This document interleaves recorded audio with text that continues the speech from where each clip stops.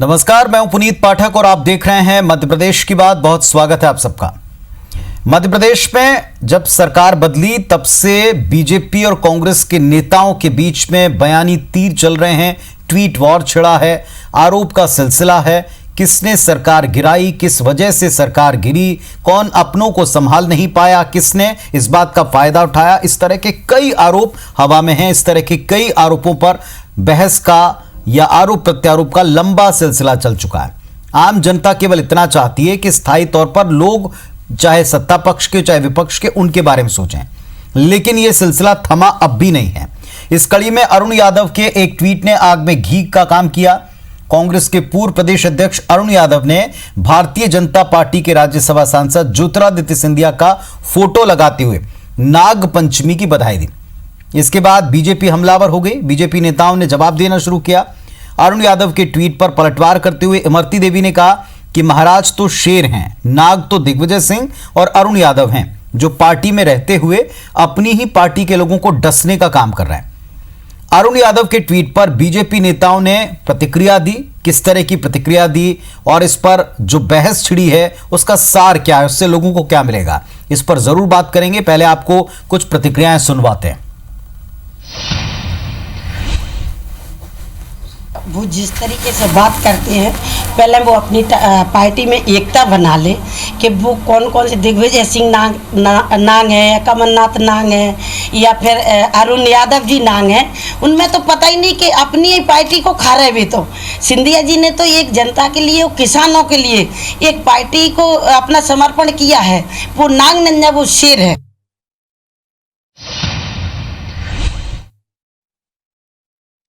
बहुत शर्मनाक है।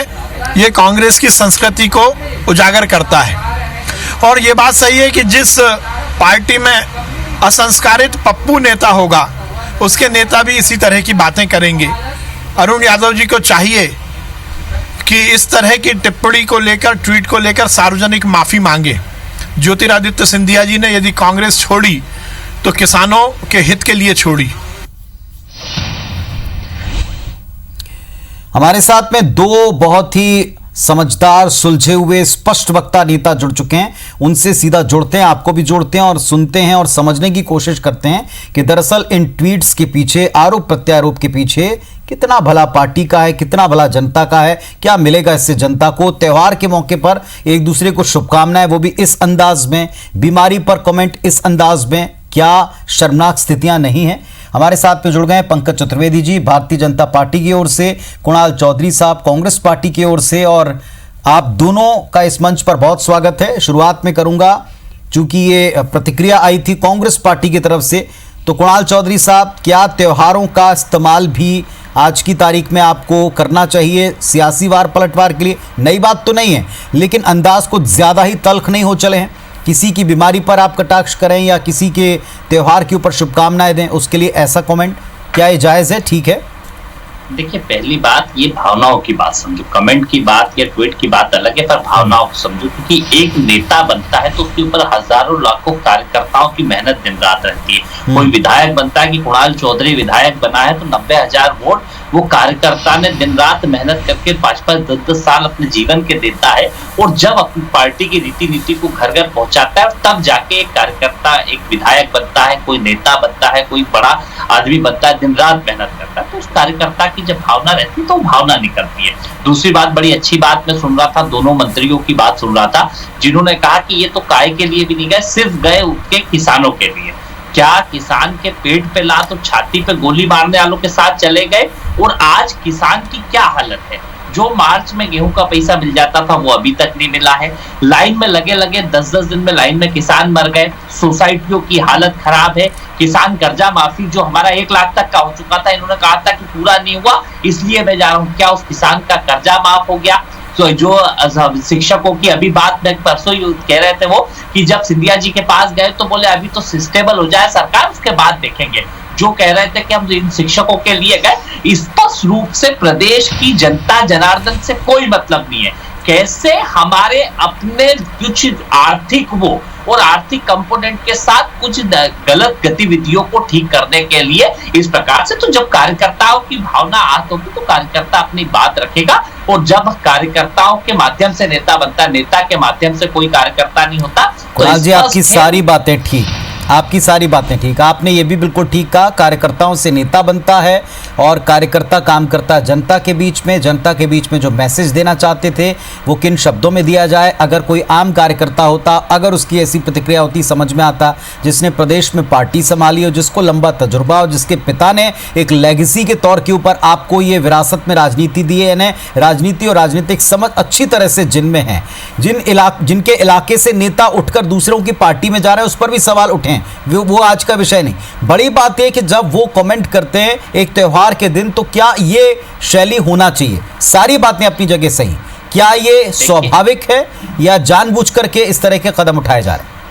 देखिए, गुस्सा स्वाभाविक है, क्योंकि जिस प्रकार से एक नेता के रूप में हमने रखा था, कार्यकर्ताओं ने दिन रात मेहनत करी थी, झंडे उठाए थे, डंडे उठाए थे, और उठा के नेता बनाया था। और जब पीठ में कोई छुरा घोंप के जाता है, और जिस प्रकार से कहावत होती है ना कि नागिन अपने बच्चों को खा जाती है, उसी प्रकार का कृत्य जब करा जाता है तो गुस्सा स्वाभाविक है। और जब नेताओं के पास जाके कार्यकर्ता बात करता है तो जवाब देने की नहीं बनती, क्योंकि कार्यकर्ता पूछता है कि क्यों हमारे साथ ऐसा धोखा किया। कार्यकर्ता कभी नहीं बिकता है, बिकने वाला नेता ही होता है। और जब नेता बिकता है तो उसके खिलाफ सभी कार्यकर्ताओं को जिस भाषा का और जिन शब्दों का और जिस तरह की बातों का कि भैया शेर है तो आदमखोर होते हुए गुना में क्या घटनाएं हो रही है कि कभी जो किसान के नाम पे, जिस कमलनाथ जी के राज में माफिया के घर टूटा करते थे, किसान की झोपड़ियां तोड़ने में लग गए, तब कोई बात नहीं होती है। जब दलितों पर अत्याचार हो रहे तब कोई बात नहीं होती। उस इंदौर में जिसमें माफियाओं के राज टूटे थे, आज उसी इंदौर में एक अंडे बेचने वाले बच्चे के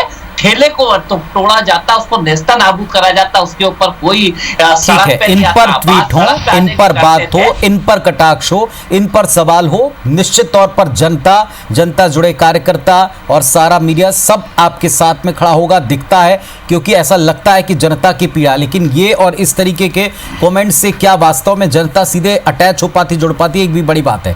पंकज चतुर्वेदी जी, ये बहुत दिनों से, हालांकि ये सियासी गलियारों से ही उठा, ये मीडिया की देन नहीं, आप तो लगातार मीडिया में बैठते हैं। कोई अपने आप को शेर बताता तो जंगल में दो शेर कैसे रहेंगे, बहस छिड़ जाती है। अब कोई किसी को नाग बता रहा है, कौन कितने नाग कहां छिपे हुए हैं, कितना जहर कहां है, ये बात बताता। किस तरह की शैली चल पड़ी साहब ये?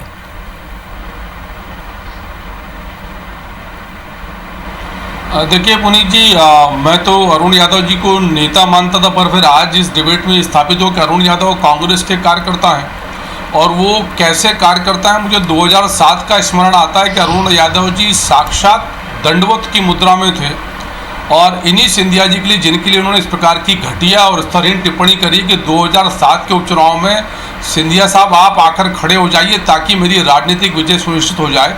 स्वर्गीय सुभाष यादव जी मौजूद थे और मैं उन क्षणों का गवाह हूँ। और इंदौर में जब वो फ्लाइट कैंसिल हुई तो किस प्रकार का विलाप अरुण यादव जी का था, तो मुझे तो हैरत सिर्फ इस बात की है कि मैं समझता था कि कांग्रेस, भारतीय जनता पार्टी, सरकार आना जाना, एक पार्टी दूसरी पार्टी में जाना अलग विषय, पर यदि कांग्रेस के कार्यकर्ता और नेता यदि इस प्रकार की घटिया मानसिकता के साथ काम करेंगे तो मध्यप्रदेश की जनता करारा जवाब देगी। और कौन किसके नागपाश में किसने किसको खाया ये बहुत स्पष्ट है। चलिए 22 लोगों को आप सिंधिया जी का मानते हैं, ठीक है, जो कांग्रेस का सोच उनके साथ, पर 22 के बाद 3 और, वो जिम्मेदार कौन है? नारायण राठौर, वही जिनके लिए अरुण यादव जी ने टिकट दिलवाया, जिनके चुनाव के लिए अरुण यादव ने प्राण लगाया। नेपा नगर की हमारी बहन सुमित्रा जी, वही जिनको अरुण यादव जी ने टिकट दिलवाया। प्रद्युमन लोधी, कौन, किसने टिकट दिलवाया उनका?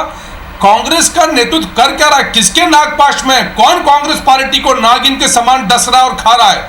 ये जानना पड़ेगा। जिन कांग्रेस के जिन नेताओं के पास, बड़े भैया छोटे भैया के पास कांग्रेस पार्टी की कमान है, वो कांग्रेस पार्टी को नागिन के समान डस रहे हैं और कार्यकर्ता कांग्रेस का तुराई कर रहा है। मैं आज भले ही भारतीय जनता पार्टी का कार्यकर्ता हूं, पर तमाम कांग्रेस के मेरे पुराने कार्यकर्ता मित्र मेरे संपर्क में, उनका यही विलाप है कि भाई साहब ऐसी दुर्दशा और इस प्रकार के राजनेता नहीं देखे थे जिनको पार्टी की चिंता नहीं है। 22 लोग के ऊपर आप बिकने का आरोप लगाते हैं, ये 3 लोगों के ऊपर बिके वो लोग हैं, नागों का रूप में उन लोगों ने किया है पुनीत भाई, जिन्होंने अपने वचन को नहीं निभाया, किसानों के प्रति वचन को निभाया। कौन से किसान का 2 लाख का कर्जा 10 दिन के अंदर माफ किया? कौन से कार्यकर्ताओं से मुख्यमंत्री जी की मुलाकात होती थी? और सिंधिया जी और 22 लोग इन्हीं के नेता राहुल गांधी जी के वचन पूर्ति की बात करते जो उन्होंने मंदसौर में किसानों की रैली में कहे थे। चलिए आपकी बातों का उत्तर मैं लूंगा पंकज जी, लेकिन जो उत्तर दिया एक जिम्मेदार पूर्व मंत्री, अभी वर्तमान में कैबिनेट में मंत्री, वो भी बताते हैं पार्टी में कितने नाग हैं। हालांकि शुरुआत कहीं और से हुई, लेकिन जवाब देते समय भी जो भाषा है वहां भी नाग, शेर, ये सब आप अपने स्तर को खुद किस तरह डिफाइन करें लोगों के बीच में, ये देखना चाहिए।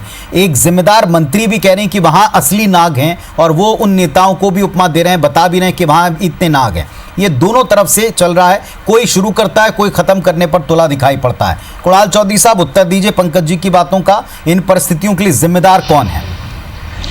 पंकज जी बड़ी अच्छी बातें करी, किसान के लिए गए, जिस किसान के हाथ को खून से रंगा, जिस मुख्यमंत्री के हाथ को खून से रंगा हुआ बताते थे, जिसको हत्यारा बताते थे, और ये तो पूरे वीडियोस है। और कर्जे माफी की बात, यही मैं सिंधिया जी के 10 वीडियो आपको दे देता हूं, जिनमें खुद वो कहते हुए उनके ट्वीट दे देता हूं कि कर्जा माफ हुआ। अब ये फिर मुख्यमंत्री शिवराज जी अभी भाषण भी दे रहे थे, 6000 करोड़ का कर्जा माफ हुआ, पहले कोई कहता एक भी नहीं हुआ। तो ये पहले तय कर ले इनको पार्टी में कहना क्या है। ये इतने झूठ, इतनी बातें, और किसान के लिए अभी जब लाठियों से डंडे बरसाए जा रहे थे, कहां चले गए थे? ये तनोड़िया में किसान लाइन में लगे 10 दिन मर गया, वो तब कहां चले गए थे? जो सड़क पे उतरने वाले, ये हाट पिपलिया के पास देवास में एक किसान फिर मर गया, तब कहां चले गए थे? अभी जो मार्च में गेहूं का पैसा किसान का मिल जाना था, वो पैसा अभी तक नहीं मिला, अब कहां चले गए थे? पहले तो सोसाइटियां माफ हो रही थी, अब तो सोसाइटियों में गेहूं से भी काट लिए पैसे और नगद भी पैसे भरवा लिए, उसके बावजूद सोसाइटी। जी तो पंकज जी उत्तर देना चाह रहे हैं आपकी बात को। बात करोगे किसान को आप पंकज जी, या तो आप निकलिए मेरे साथ चलिए, और मैं चैनल को भी कहता हूँ जी उत्तर दे दीजिएगा पंकज जी। सोसाइटियों पे चलो, किसान क्या चलो, किस किसान के कर्जे माफ होते हैं मैं बताता हूँ हुए, और किस किसान उत्तर सुन लीजिएगा कुणाल जी, उत्तर सुनिएगा, आपकी बातों का उत्तर दे रहा हूँ पुनीत जी। मैं पुनीत जी कांग्रेस पार्टी को स्मरण दिलाना चाहता हूं कि ये वो कमलनाथ जी हैं जिन्होंने मध्य प्रदेश के किसानों के फसल बीमा का प्रीमियम नहीं जमा किया, इसलिए मध्य प्रदेश के किसान को फसल बीमा नहीं मिला। तो शिवराज जी ने मुख्यमंत्री बनने के बाद सबसे पहले किसानों के बीमे का प्रीमियम जमा किया, उनके खाते में पैसा गया किसानों के। ये कमलनाथ जी वो थे जिन्होंने किसानों की फसल की रिस्क 75% कर दी, 100% से उनको बीमा का पैसा कम मिला। ये कमलनाथ जी वो थे जिन्होंने किसानों की फसल खेती की व्यवस्था नहीं करी। शिवराज सिंह चौहान साहब, कमल पटेल जी ने मध्य प्रदेश के किसान के अन्न का एक दाना खरीदना सुनिश्चित किया है। मध्य प्रदेश में चने की, मूंग की, सरसों की खरीदी की सीमा बढ़ाई गई है, तो खाली छिंदवाड़ा जिले में होती थी, क्योंकि कमलनाथ जी मध्य प्रदेश के नहीं छिंदवाड़ा के मुख्यमंत्री थे। एक किसान के खाते में 4600 करोड़ रुपए उनके जेब में पहुंचे। यह सत्य प्रलाप करते हैं कांग्रेस के लोग, और मध्य प्रदेश का अन्नदाता इन कांग्रेस के झूठे आरोपों का जवाब उपचुनावों में देगा। बताइए कांग्रेस, कमलनाथ जी ने किसानों का बीमा प्रीमियम क्यों नहीं जमा किया था? क्यों किसानों की रिस्क कवर कम करती थी? क्यों किसानों की खरीदारी नहीं की जा रही थी? और सबसे बड़ा धोखा पुनीत जी किसानों के साथ, कर्ज माफी के नाम पर कोरे प्रमाण पत्र बना दिए गए। आज किसान बैंक से परेशान है, कोऑपरेटिव सोसाइटी से परेशान है, वो किसान को डिफॉल्टर घोषित कर दिया। नहीं, इनको कमलनाथ जी को किसानी का आइडिया नहीं, कौन से खेत खलियान गए? कमलनाथ जी को पता है गन्ना और सरकंडे में अंतर क्या होता है? अरहर और मूंग में अंतर पता है कमलनाथ जी को? चने और छोले में अंतर पता है कमलनाथ जी को? जरा पता तो कर लो, पहले उनका ज्ञान बता दो। जो मंत्रालय में बैठकर दलाली करते थे, अरे हम तो किसानी भी करते हैं और पढ़ाई लिखाई भी करते हैं, शहर में भी रहते हैं। कमलनाथ जी को सिखाओ खेती किसानी क्या होती है। लेकिन क्या बेहतर नहीं होता? एक ब्रेक में यहाँ पर लेता हूँ पंकज जी ब्रेक लेता हूं, लेकिन क्या यह बेहतर नहीं होता कि अगर फसल बीमा की राशि नहीं पटाई गई तो आप उस पर ट्वीट करें, उस पर आप कटाक्ष करें? क्या यह बेहतर नहीं होता कि कितने किसानों के बीमा की राशि चली गई, इस पर जवाब वाले ट्वीट होते, ताकि सामने एक प्रमाण भी होता और दोनों पक्षों को उजागर तौर पर जनता देख समझ पाती, बजाय इसके कि कहां कितने नाग हैं और किन किन को आप किन चेहरों या किन जानवरों के तौर पर देखते हैं, यह बताने के, क्या यह बताना बेहतर नहीं होता है? पंकज जी और कुणाल जी हमारे साथ में जुड़े हैं, दोनों युवा, तेज तर्रार और सीधा सपाट स्पष्ट बोलने वाले नेता हैं। कुणाल चौधरी साहब, लगातार इन सारे ट्वीट्स या पिछला पूरा घटनाक्रम आप उठाकर देख लें, किसने पार्टी को धोखा दिया, क्यों दिया, पार्टी के भीतर ऐसी परिस्थितियां क्यों बनी, लगातार कांग्रेसियों के टूटने पर ही सवाल हैं। क्या स्पष्ट जवाब नहीं मिल पा रहा या सही जवाब कोई सुनना नहीं चाहता? देखिए, पहली बात, सभी सही जवाब सुनने के लिए तो बैठे नहीं है, क्योंकि अभी ये लोग बात कर रहे थे कि पेड़ पड़े। हाँ बिल्कुल, मैं भी पेड़ पढ़ता था, कांग्रेस के नेता थे, हम पेड़ पढ़ते थे, और क्योंकि हमारे यहाँ पे संस्कार है कि जो भी बड़ा नेता उसके पेड़ पढ़ना चाहिए, हम पढ़ते थे, और यही पेड़ पढ़ के हमने नेता बनाया था। और गद्दार लोगों को, जिनने गद्दारी करी है कार्यकर्ता के साथ, संस्कारी नेता वो जानते हैं हम संस्कार करना भी, पर गद्दारों को सबक सिखाना भी जानते हैं। ये जनता और कार्यकर्ता सबक सिखाई। दूसरी बात, मैं चैलेंज देता हूं भी आईबीसी पे कि अभी आप फोन लगाइए आपके हरदा के स्टिंगर को, इस बार मूंग की खरीदी शुरू हुई कि नहीं हुई, ये आपको हरदा का स्टिंगर बताएगा। ये झूठ जो अभी चैनल पे चिल्ला चिल्ला के कह रहे थे, इसका पर्दाफाश होगा। इनको ये मूंग की खरीदी कब चालू हुई कब नहीं हुई, इनको आइडिया है नहीं। तीसरी बात, ये इधर उधर की बात बहुत कर रहे थे कि ऐसा हुआ ना वैसा हुआ। झूठ बोलने से काम नहीं चलेगा। स्पष्ट है, मध्य प्रदेश के अंदर इन बिकाऊ लालों को क्यों गए? आर्थिक अनियमितता करने के लिए गए। क्या जनता ने वोट दिया? कार्यकर्ता ने मेहनत करी? किसी ने पूछा? चलिए आपकी बात का उत्तर लूंगा, लेकिन ये जो बिकाऊ शब्द का जो बार बार इस्तेमाल होता है, अब तक इसका कोई प्रमाण जनता के बीच में रखा नहीं जाना, ये भी एक बड़ा संदेह, क्योंकि आप यहां से आरोप लगाते हैं, वहां से वो उपेक्षा का आरोप लगाते हैं। आरोप ही आरोप है, आरोप के जवाब में आरोप, लेकिन उत्तर नहीं। पुनीत जी उत्तर दिया ना, स्पष्ट है कि ये बिकाऊ लाल है। कांग्रेस पार्टी के पास आधारहीन आरोपों के अलावा कुछ नहीं है। मैं हरदा की बात नहीं कर रहा, मैं काला पीपल की बात करता हूँ, जहाँ से कुणाल चौधरी विधायक हैं। बात चलते किसानों से बात करते हैं कि उनको कौन सी फसल का मूल्य मिला, या भूल गए कि पंजाब को पीछे। अरे मैं काला पीपल की बात कर रहा हूँ, मैं चैलेंज दे रहा हूँ, मैं चैलेंज दे रहा हूँ। ये झूठों की पार्टी कांग्रेस पार्टी है, मैं चैलेंज दे रहा हूँ कि पंजाब को पीछे छोड़कर गेहूं काटने में नंबर है। आते हैं और ये गुलाटी मार के जाने का काम करते हैं। नेता नहीं, अभिनेता है। सब जनता ठीक कर देंगे भी। किसान के लिए क्या मर रहा है? किसान कहाँ है? सड़क पे कहाँ बैठे हुए? कहाँ बैठे हुए? सड़क पे किसान मर रहा है। गुना के अंदर मारा जा रहा है दलितों को। कहाँ है सड़क पे उतरने वाले? किसान के किसानों से गद्दारी करी, शिक्षक आपको सबक सिखाएगा जिसके नाम पे गए थे। कहाँ है अभिनेता? कहाँ है अभिनेता? जिन्होंने महिलाओं के साथ गद्दारी करी, बहन बेटियों से गद्दारी करी, कहाँ गया बेरोजगारी भत्ता 4000 रुपए का? गद्दार वो है कमलनाथ जी और पूरी कांग्रेस पार्टी, सबसे गद्दारी करी। और जनता उत्तर देगी। 4000 रुपए का युवाओं का भत्ता, ढोल चलाने का काम सिखाया उनको, युवाओं को ढोल चलाने का, बैंड बजाने का। तुम्हारी बैंड बजा दी, तुम्हारी बैंड बजा दी युवाओं ने, और जितनी बची कुछ बैंड है, ढोल बजा बजा के जनता चुनाव जवाब देगी। क्या बात करते हो? ये दिया युवाओं को तुमने, महिलाओं के साथ क्या हासिल किया तुमने? कौन से एक किसान का नाम बता दो, एक किसान का नाम बता दो जिसका 2 लाख का कर्जा माफ किया। शर्म आती है नहीं आती? शर्म आती है अपने आप को किसान कहते हुए?